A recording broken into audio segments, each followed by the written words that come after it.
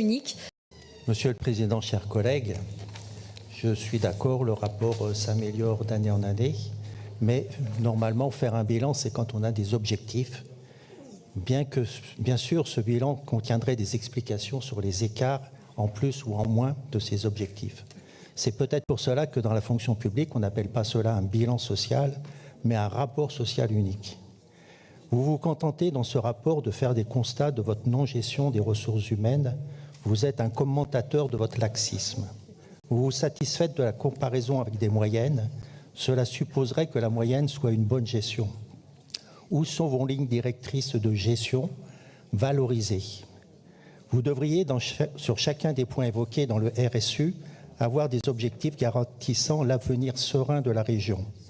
Il est vrai que vous avez peut-être du mal à voir ce que nous ferons quand en 2028 nous aurons pris votre place, mais au moins nous devrions avoir une vision jusqu'à cette date.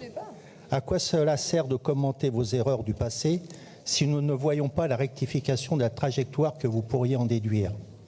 Quels sont vos objectifs sur la répartition hommes-femmes?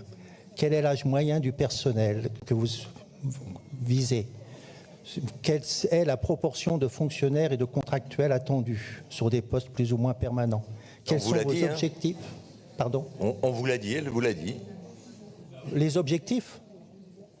Vous posez une question. Quel est l'âge du capitaine, en quelque sorte? Quel est votre objectif? Quel est le nombre de contractuels par rapport aux fonctionnaires? Je ne vous demande pas le nombre, je vous demande quel est votre objectif. L'objectif, c'est de le stabiliser. Mais non, vous voulez stabiliser, c'est ça? Vous ne voulez pas plus de contractuels, contrairement à ce que vient de dire Sandrine? Ben si. Enfin, je plus de n'ai jamais dit qu'on voulait plus de contractuels, monsieur Dufay. Plus de fonctionnaires, pardon. Je me suis trompé. Quels sont vos objectifs au niveau des qualifications? Quels sont vos objectifs d'ancienneté, etc., etc. Tout cela en 2024 et bien sûr à la fin définitive en 2028. Nous sommes particulièrement inquiets sur le profil type que vous nous annoncez de 55 à 59 ans dans les lycées et de 50 à 54 ans sur le siège. Vous rendez-vous compte qu'une grande partie de ces effectifs va sûrement partir à la retraite à peu près en même temps que vous? Que faites-vous pour les préparer à cette échéance?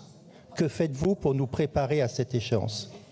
Si nous ajoutons à cela le risque de voir partir à peu près simultanément les 15% de contractuels sur des postes permanents du siège, cela va être une hémorragie difficilement cautérisable.